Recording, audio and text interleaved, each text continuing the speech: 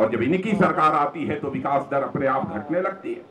क्या किसान भाइयों आप यह कल्पना कर सकते हैं, क्या कभी आपने सोचा था कि हिंदुस्तान में कभी ऐसी भी सरकार आएगी जो किसानों को 1% अथवा 0% ब्याज दर पर कर्ज मुहैया कराने का काम करेगी? यह कभी आपने कल्पना किया था? मैं आपसे पूछना चाहता हूं, सोचा था कभी ऐसा होगा कि बिना ब्याज के किसानों को 1 साल के लिए कर्ज मिले? लेकिन आज आपको मैं बताना चाहता हूं बहनों भाइयों, हमारी मध्य प्रदेश की सरकार, हमारी कर्नाटक की भाजपा सरकार अपने राज्य के किसानों को 0% ब्याज दर पर कर्ज मुहैया कराने का काम कर रही है। स्वतंत्र भारत के इतिहास में आज तक ऐसा नहीं हुआ है।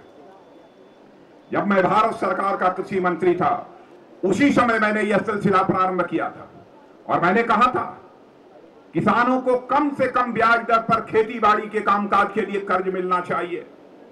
और उस समय किसान आयोग मैंने बनाया था और आयोग के सदस्यों को भी मैंने कहा था कि जब आप अपनी रिपोर्ट तैयार करें तो रिपोर्ट में संस्तुति जो की जानी चाहिए वह 4% ब्याज दर की संस्तुति की जानी चाहिए। यह बात मैं 2003-2004 की बतला रहा हूं और बाद में जो रिपोर्ट 2006-2007 में आई है उसमें 4% की ही संस्तुति किसान आयोग ने की थी। लेकिन उसी बीच 2005 में जब मैं पार्टी का राष्ट्रीय अध्यक्ष बन गया तो अपनी जितनी राज्य सरकारें, उन राज्य सरकारों को मैंने कहा कि जो ब्याज दर किसानों के कर्ज पर 14% 18% है उसको कम करो। और आपको खुशी होगी जानकर कि 2004-2006 में ही मैंने उसे अपने राज्यों में 4% करा दिया था और आज हमारे भाजपा के राज्यों में 3%, 2% और 0% ब्याज दर पर किसानों को कर्ज मुहैया कराया जा रहा है। क्या कारण है कि कांग्रेस की सरकारें यह सब काम नहीं कर सकती? क्योंकि जनता के प्रति किसी भी सरकार की जैसी संवेदनशीलता चाहिए इन राजनीतिक पार्टियों में नहीं है। इनकी चमड़ी मोटी हो गई है। और मैं बार बार इस बात को कहता हूं, कल्याणकारी हुकूमत वही राजनीतिक पार्टी चला सकती है जिस राजनीतिक पार्टी के लोगों के अंदर गरीबों के, किसानों के और मध्यम वर्गीय परिवारों के प्रति हृदय में संवेदनशीलता हो।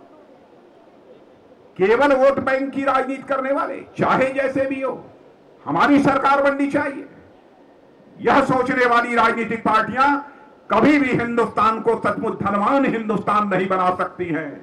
यह बराबर हमारा हिंदुस्तान ऐसे ही गरीब रहेगा। बेरोजगार नौजवान योग्यता, प्रतिभा, क्षमता हासिल करने के बाद भी अपने मजबूत हाथों के लिए रोजगार की तलाश में दर दर की ठोकर खा रहे हैं, आत्महत्या करने को मजबूर हो रहे हैं। लेकिन सरकार के पास न कोई ऐसी कार्य योजना है, न सरकार की ऐसी कोई नीति है कि उन्हें कुछ मुहैया कराया जा सके।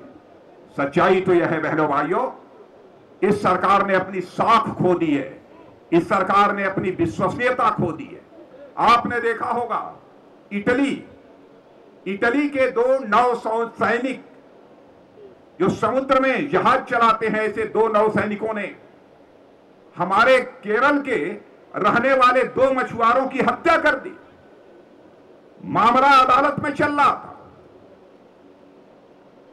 और हमारी अदालत ने कहा कोई बाहर नहीं जाएगा। लेकिन इस सरकार ने इटली के दूतावास से और भारत के दूतावास के बीच कुछ समझौता करा के यह तय करा दिया कि इटली के यह जो नौसैनिक हैं जिनके ऊपर मछुआरों की हत्या करने का आरोप है, इनको अपने इटली देश में वोट डालने की इजाजत दे दी जानी चाहिए और इनको इटली भेज दिया जाना चाहिए। और वह इटली भेज दिए गए। जब दोनों नौसैनिक जब इटली पहुंच गए तो इटली की सरकार ने कहा कि भले ही हिंदुस्तान की कोर्ट में मुकदमा चल रहा हो हमारे नौसैनिकों को, अब अपने नौसैनिकों को भारत जाने की इजाजत मैं नहीं दूंगा। यह हालत है हमारी सरकार की। दूसरे देशों के लोग हमारे अदालत की अवमानना कर रहे हैं। तो इस सरकार ने यूरोपियन यूनियन के डिप्लोमेट्स के, राजनयिकों के माध्यम से पहल करनी प्रारंभ की और फिर यह बीच में समझौता हुआ कि भारत की सरकार यदि यह मान जाए कि हमारे जिन 9 सैनिकों ने भारतीय मछुआरों की हत्या की है उनकी गिरफ्तारी नहीं होगी और साथ ही उन्हें फांसी की सजा वहां की अदालत नहीं देगी। जब यह आश्वासन हमको हिंदुस्तान की सरकार दे दे, तब मैं अपने इटली के 9 सैनिकों को भारत जाने की इजाजत दूंगा। और हमारी सरकार राजी हो गई और कहा चाहे जो भी हो हमारी इज्जत बचाओ, जो इटली के 9 सैनिकों जैसे भी भेजना हो तुम भेजो, न तो मैं गिरफ्तार करूंगा न तो उन्हें फांसी की सजा दी जाएगी। बहनों भाइयों, ये डील है या डिप्लोमेसी है, इसके बारे में इस देश को विचार करना पड़ेगा। क्या इस देश की कूटनीति इसी प्रकार से चलेगी? देश के मान सम्मान स्वाभिमान के साथ यह हुकूमत ऐसे ही समझौता करेगी?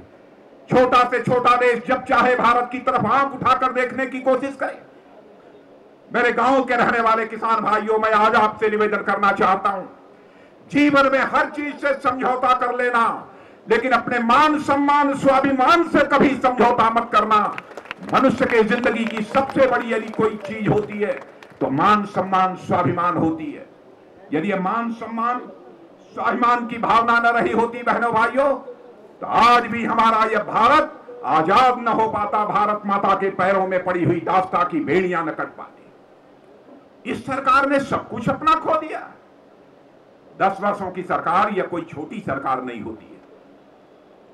10 वर्षों के अंदर बहुत बड़ा परिवर्तन किया जा सकता है, लेकिन यह सरकार परिवर्तन की बात तो छोड़, मैंने हमारे देशवासियों के भारत के मान सम्मान स्वाभिमान के साथ भी खिलवाड़। जिस चंद्रशेखर आजाद ने 26 साल की जमानी में अपना बलिदान देकर भारत माता के पैरों में दास्ता की बेड़ियां काटी, जिस सरदार भगत सिंह ने, जिस खुदीराम बोस ने हंसते हंसते फांसी के फंदे को चूम लिया, आज ये मनमोहन सिंह जी की सरकार, सोनिया जी की कांग्रेस पार्टी इस देश के मान सम्मान स्वाभिमान के साथ वो समझौता करने की कोशिश कर रही है। हर चीज को हम देशवासी बर्दाश्त कर सकते हैं, लेकिन बहनों भाइयों, मान सम्मान स्वाभिमान के साथ यदि कोई खिलवाड़ करेगा तो हम किसी भी सूरत में बर्दाश्त नहीं कर सकते। यही अपील करने के लिए आज आप सबके सामने खड़ा हुआ। बहनों भाइयों, डेनमार्क से एक जहाज आया, डेनमार्क से एक जहाज आया। जहाज ने बिहार में पुरुलिया नामक स्थान पर AK-47 AK-56 बरसा दिया। चले गए। अब वहां जो व्यक्ति पकड़ा गया है, अब उसको भी सरकार जो है वापस नहीं बुला पा रही है। उसके खिलाफ जो कार्रवाई होनी चाहिए सरकार नहीं कर पा रही। कैसी यह सरकार है? बहनों भाइयों, यह सरकार जानी चाहिए। आतंकवाद का संकट गहरा होता जा रहा है, नक्सलवादी गतिविधियां बढ़ती जा रही हैं। भारत को चारों तरफ से, चाहे चीन हो पाकिस्तान हो, वह घेरने की कोशिश कर रहे हैं। और मैं बताना चाहता हूं कि चीन की आंखें इस समय भारत की ओर लगी हुई हैं। बार बार संसद में भी मैं आगाह कर चुका हूं सरकार को। चीन जिस तरीके से हरकतें कर रहा है, मुझे तो ऐसा लगता है कि 1962 के पहले जो चीन जिस प्रकार की हरकतें कर रहा था, वैसी ही हरकतें चीन के द्वारा की जा रही हैं।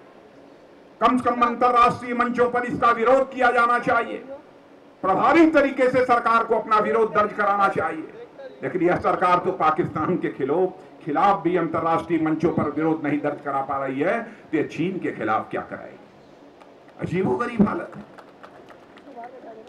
और मैं बता दूं, यदि CBI न रही होती तो यह सरकार पता नहीं कब की चली गई हो। आपने देखा होगा DMK इस कांग्रेस नेतृत्व की UPA सरकार की एक सहयोगी पार्टी, उन्होंने समर्थन वापस ले लिया। जब समर्थन वापस ले लिया, दूसरे दिन CBI उनके बेटे करुणानिधि जी के बेटे स्टालिन के घर पहुंच गई और छापा मारा। अब हालात इन्होंने ऐसे बढ़ा दिए हैं, यह सरकार चल नहीं रही है। चल रही है तो मुझे लगता है केवल डर से और दहशत से यह सरकार चल रही है। और जो इनके सहयोगी दल के लोग हैं, मुझे लगता है कि अब उन्हें दिन में भी CBI नजर आने लगी है।